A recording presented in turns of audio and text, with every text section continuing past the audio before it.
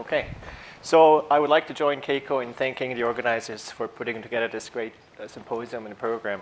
Every year it's exciting events to come together as a community and see what people in Seattle are doing. So my lab is also interested in asymmetric cell division.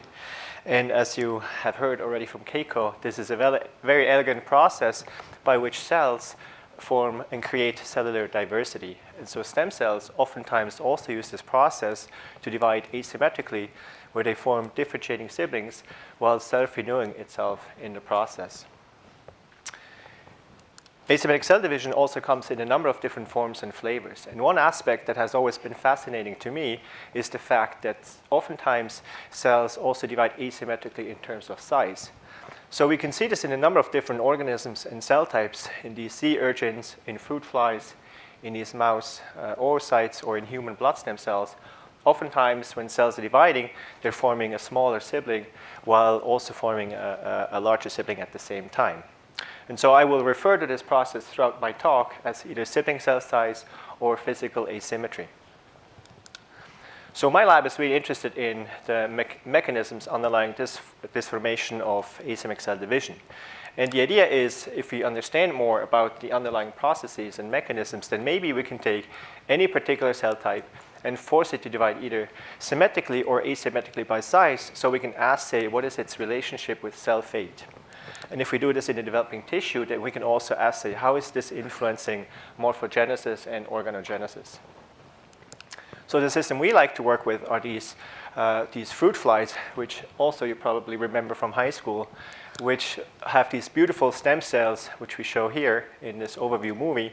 These large stem cells divide very stereotypically, always in an asymmetric fashion, whereby they form a small differentiating sibling while self-renewing the stem cell in the process. And so, since these are fly cells, we can, of course, do a lot of genetic perturbations, but also have live cell imaging tools to visualize the cells. And so these are pretty much located in these developing larval brain lobes. So one aspect we started to look into great detail is the dynamics of the cell cortex. And as you can see from this actomyosin marker here, myosin in green, cell cortex marker such as myosin very dynamically relocalize through asymmetric cell division. Initially, myosin is uniformly cortically localized, but then an event triggers a relocalization whereby myosin will assemble at the contractile ring. And so a postdoc in my lab, Chantal Roubinet, previously looked at this process in great detail, essentially measuring intensity changes at the apical cortex, at the basal cortex, and at the forming cleavage furrow. And as you can see from these chymographs, what she noted was that myosin starts to disappear apically first. A little bit later, myosin also starts disappearing on the basal cortex, and then it concomitantly enriches at the forming cleavage furrow. And studies like these suggest that maybe the myosin we see here at the cleavage furrow could originate both from the apical and basal cell cortex. To test that hypothesis, we generated two transgenic strains, both of which contain a photoconvertible fluorescent protein called dendra. We tagged either the myosin heavy chains, this one here, or myosin light chains, and then used an approach whereby we could essentially photoconvert a subset of these myosin filaments. And so photoconversion essentially changes the emission from green to red instantaneous. And the idea was to say, if we could photoconvert a subset of these myosin filaments, we can essentially do an in vivo pulse chase experiment whereby we can follow the distribution of these filaments and ask whether the myosin we see at the cleavage furrow originates from these cortical locations or is a new population of filaments that might have been synthesized sometime during the cell cycle. So this is one of the representative movies we obtained. Here, this is the first frame after photoconversion. We did this on the apical cortex. Again, I should mention this happens instantaneous. And when I play the movie, you see that this myosin patch very dynamically is relocalizing to the cleavage furrow. Now we can also do the opposite. If you do this on the basal cortex and photoconvert, you essentially see the same result. Also, filaments on the basal cortex will relocalize to the cleavage furrow, indicating that whatever myosin we see at the furrow, at least to some extent, must originate both from the apical and basal cell cortex. Now we can ask, what's the mechanism by which myosin is relocalizing? And so you can imagine that on one hand, myosin could either fall into the cytoplasm and then distribute to this cleavage furrow. Alternatively, myosin could also essentially stay on the cortex and flow towards the cleavage furrow region. And we thought we could distinguish between these models by simply photoconvert on the lateral cortex and then follow over time whether we label the furrow asymmetrically in the case of a cortical flow, or symmetrically if myosin would fall in the cytoplasm and then distribute from there. And so this is essentially the data we obtained. So this is the director's cut movie. I show you the first frame before conversion. As you can see, after blue light, we see a nice patch of photoconverted myosin, which asymmetrically moves into the cleavage furrow. So it appears as if myosin predominantly moves by cortical flow into the cleavage furrow region. So let me briefly explain what I actually mean by cortical flow. Maybe you guys don't think about this on a daily basis like we do. So imagine a cell where myosin and actin filaments are pretty much uniformly cortical localized. Activated myosin will engage with these actin filaments and exert forces whereby they're pulling on these filaments. In this situation, there's a steady state, and all the filaments pretty much pull with equal force. However, if you introduce a symmetry breaking event, let's say you either remove some of these myosin filaments or depolarize actin filaments, you can induce a flow, because filaments which are in other locations are still pulling on these actin filaments, and thereby they will also pull with them myosin, which is still localized to some of these actin filaments at the edge. And this, of course, can also happen on different cortical locations. So since this is a flow, we thought this is something we can measure. And this was done by Tree, who took some of this photoconversion data, wrote some scripts so we can measure the velocity of this myosin flow. And Arno used a complementary approach whereby he used fluorescence recovery after bleaching, where he bleached a patch of myosin at the cortex and essentially used chymograph analysis to not only measure the velocity by which the bleached region gets filled in from myosin, but also the directionality. And as you can see from this chymograph, myosin moves in very nicely from both edges of this bleached region. And so the surprise actually came when we analyzed this data in more detail, which revealed that myosin flowing away from the apical cortex to the basal side and myosin flowing from the basal side to the apical cortex pretty much flows with the same velocity. However, another observation Chantal made was that by looking at, again, these intensity changes, comparing apical versus basal, she found that the time difference between the flow onset pretty much happens to be about 1 minute. And this led us to a very simple model, which is essentially proposing that given that the flow speed is the same, but the onset of the flows differ, this could maybe explain why the furrow will be forming in this basally shifted position. So now we tested this model. Initially, what we did is we looked at conditions not where we can manipulate the flow speed, but simply change the flow onset. And we did this by either using some drugs or some specific mutant combinations. I'll not go into the mechanism, what they really do. And what we found was that some conditions can really minimize the flow onset difference between apical and basal cortex.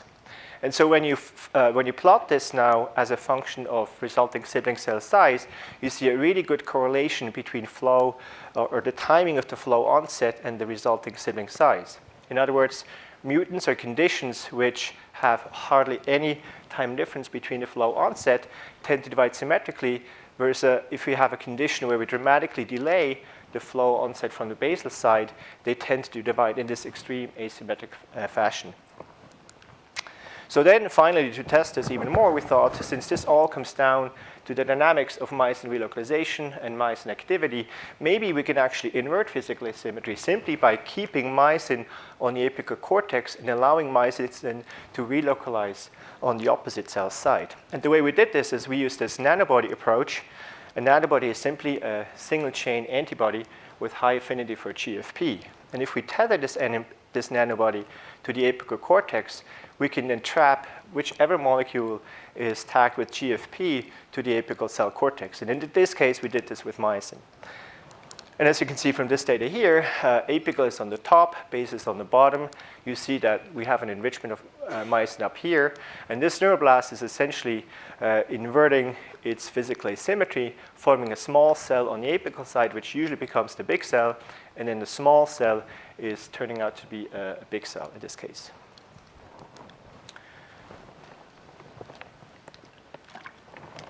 So this told us a lot about myosin dynamics, but what we still didn't quite understand is what are actually the underlying forces that drive this establishment of physical asymmetry. We knew it has something to do with cortical expansion, but we didn't quite know, is this due to simply a contraction event at the furrow, or might there be other mechanisms? And I will only go into this very briefly because Tree, my postdoc who did this amazing work, will actually present a poster later today, and I really encourage you to look at his data in more detail and talk to him. But in a nutshell, what he did is he teamed up with the lab of Danny Müller and his postdoc Jan Helenius and used atomic force microscopy to very carefully characterize stiffness changes throughout asymmetric cell division on these asymmetrically dividing neuroblasts. And he also used an AFM method, which we call the parallel plate approach, whereby we can measure hydrostatic pressure throughout mitosis. And so, to summarize his main finding, what he could show was that at the time point when these neuroblasts start expanding on the apical side, they have high intracellular pressure, and myosin on the apical side just starts to relocalize away. So essentially relieving the pressure from actomyosin contractile tension. Subsequently, when the cortex starts to expand on the basal side, these neuroblasts depleted their hydrostatic pressure, so the pressure profile has dropped, and they also start to relocalize away myosin on the basal cortex. And this also coincides with the time point when myosin really started to accumulate at the cleavage furrow. And so this suggested, and there's a lot of evidence that supports this model, that maybe these neuroblasts have high intracellular hydrostatic pressure precisely at the time point when myosin starts to relocalize away, so to induce the first expansion event on the apical cortex. Subsequently, because pressure has depleted, they need a contractile, a ring that is displacing cytoplasmic material coincident with a relocalization of myosin on the basal cortex that then drives basal expansion and can also continue apical expansion. So this brings us back to the regulation of myosin relocalization dynamics. And I will simply summarize some of the work we have done to explain how this dynamic relocalization occurs. And essentially what we found was there seemed to be two signaling pathways instrumental in establishing this precise stereotypic relocalization pattern. On one hand, we have polarity cues, which seem to induce a first symmetry breaking event on the apical cortex through two downstream kinases.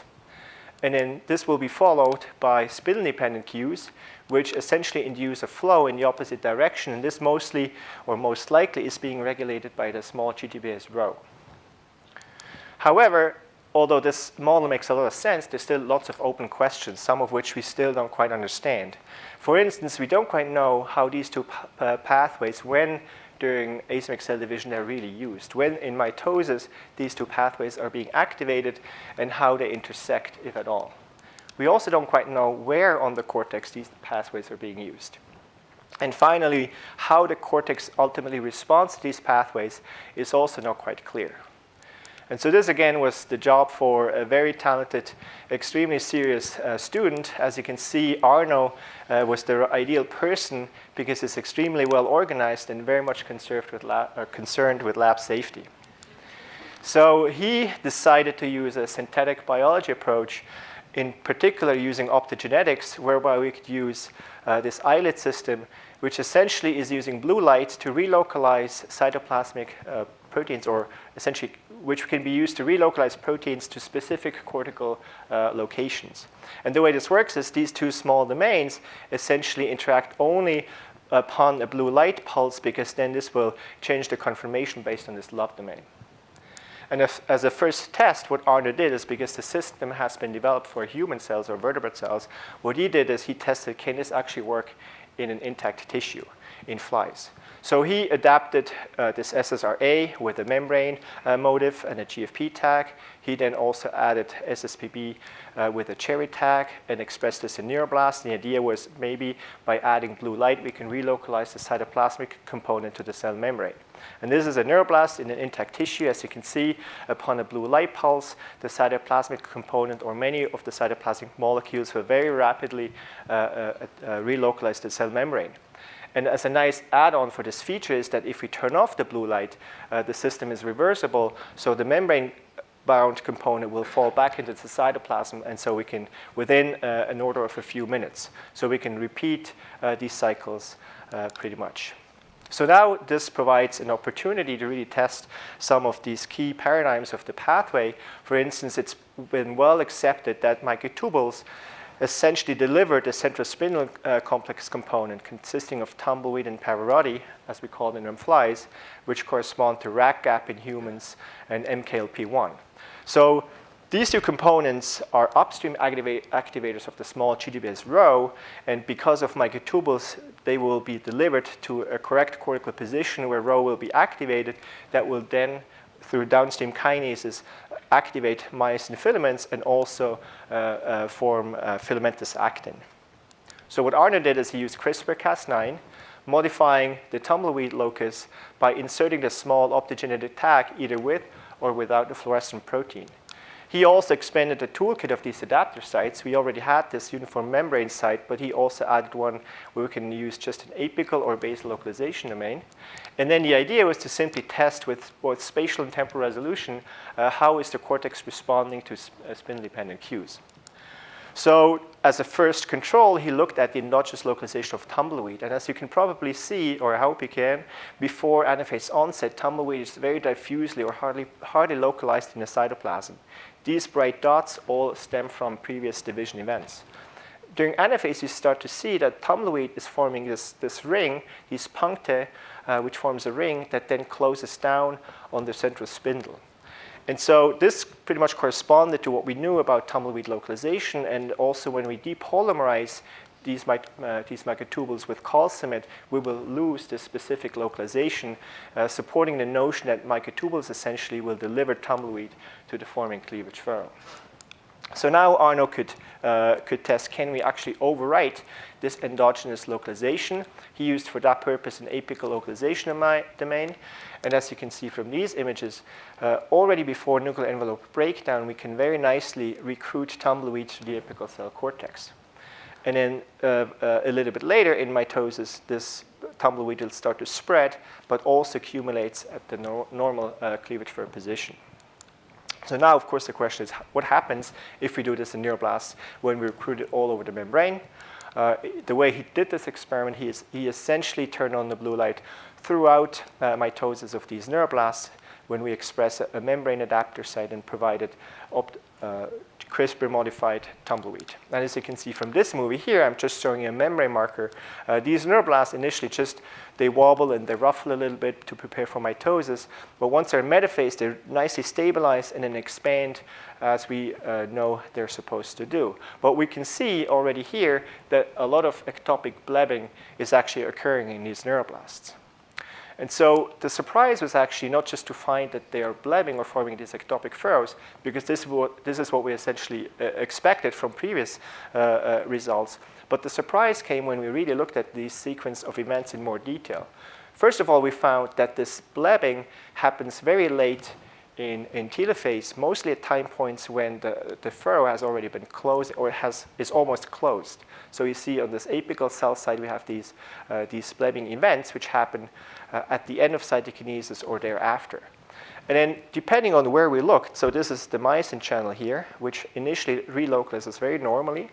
But what we found is there seem to be two specific, depending on where on the cortex you look, there are specific events. So at this very apical tip, these blebs seem to occur in a region with very low to no endogenous myosin localization, versus down here, where we have another large ectopic furrow forming.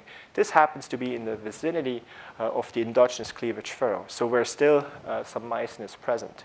So this essentially illustrates that these blebbing events happen at a very particular time point during mitosis, and then the cortex seems to respond in either a myosin-independent or a myosin-dependent fashion. So what about polarity?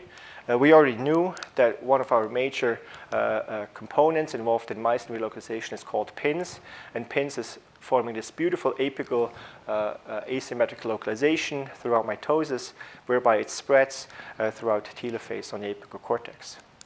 And so Arno followed the same approach. He modified endogenous pins locus with this optogenetic tag. He used this membrane adapter site, and then simply tested by turning on the light at specific mitotic stages, how is the cortex going to respond. And so this is the control. Again, you see these neuroblasts by simply providing optogenetically or CRISPR-modified pins together with myosin. These neuroblasts divide just fine. Myosin will relocalize to the furrow, and pins will spread on this apical cortex. However, and this is shown here again, so nothing really abnormal. Pins forms a tight crescent and then spreads, and myosin is nicely relocalizing to the cleavage furrow. However, if we now supply the adapter, which is all over the membrane, and turn on the blue light, you can already see that these cells do normally form a pin's crescent, but these cells are essentially failing to enter anaphase. So they're stuck either forever or for a really, really long time. So this we can see here. So myosin forms a normal uniform distribution, is apical enriched, but essentially fails to clear as they do in wild type, and also the pin's crescent will stay on this apical location, so that these neuroblasts, in a nutshell, don't enter anaphase.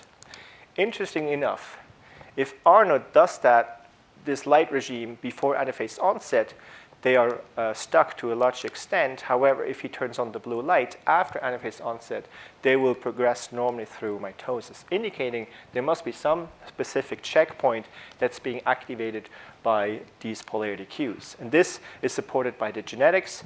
So this is the activated case when we block entry into anaphase.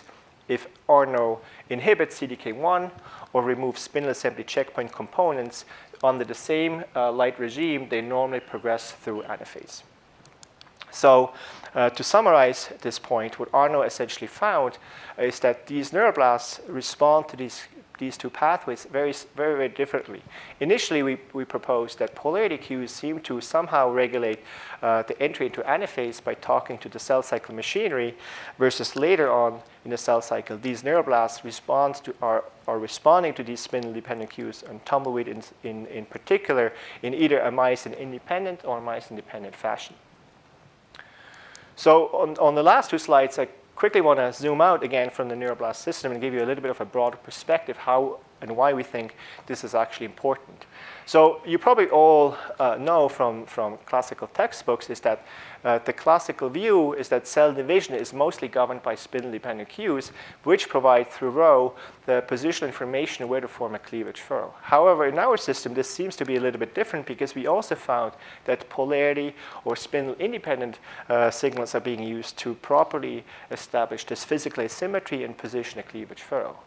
And so you might think this is only a neuroblast-specific or fly-specific phenomena, but that's actually not really true, because if you look at a number of different systems, there's a lot of experimental evidence that suggests that also in other organisms, let's say these grasshopper cells, they form spindle-independent furrowing events. The same has been described in these pole cells in flies from the lab of Ruth Lehman, which showed that there are spindle-independent furrowing events. And one of my new favorite systems, these marine snails, it has been long known that they form this polar lobe before the first cell division actually happens, which again seems to be regulated by a spindle-independent furrowing event.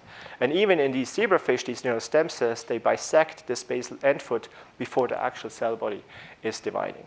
So this is just to show that I think cells are using more cues than just spindle-dependent cues to complete cytokinesis and position a cleavage furrow event.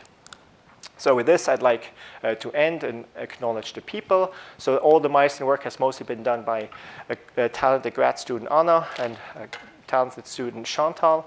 Tree has done all the biophysical characterization. And again, I'd like to encourage you to visit his poster. It's really a great piece of work. David helped us with establishing CRISPR pipeline, which is now being continued by these two talented individuals, Nicole and Adam. And this extremely serious student, Arno, did all this optogenetic manipulation. And I'd also like to thank all my current and former funding sources. Thank you.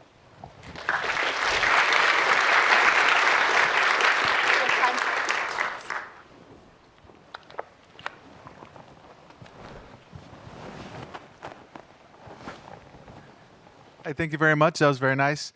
I had a question about the experiment where you use those nanobodies to basically flip the polarity.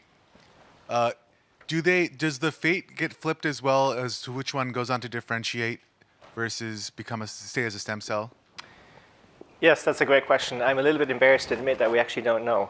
The reason why we don't know is we haven't really looked, and the reason why we haven't really looked is although this really addresses the core of the question, we think that because we express this nanobody already early in development, the result will not be conclusive because by the time we record these cells, they already underwent a number of aberrant divisions.